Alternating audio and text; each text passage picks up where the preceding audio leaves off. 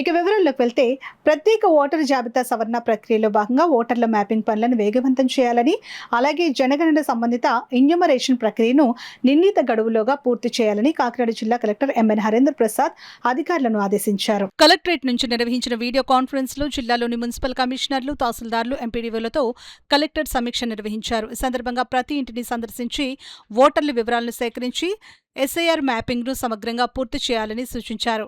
గ్రామీణ ప్రాంతాల్లో మ్యాపింగ్ సులభంగా పూర్తవుతున్నప్పటికీ పట్టణ ప్రాంతాల్లో వలసలు అధికంగా ఉండడంతో ప్రత్యేక దృష్టి సారించాలని తెలిపారు. పోలింగ్ స్టేషన్ వారీగా పురోగతిని పరిశీలించి తక్కువ శాతం నమోదైన ప్రాంతాల్లో పనితీరును మెరుగుపరచాలని అధికారులకు సూచించారు. ప్రతి బిఎల్ఓ ఇంటింటికి వెళ్లి ఓటర్ల వివరాలను ధృవీకరించి పెండింగ్లో ఉన్న మ్యాపింగ్ను త్వరితగతిన పూర్తి చేయాలని ఆదేశించారు.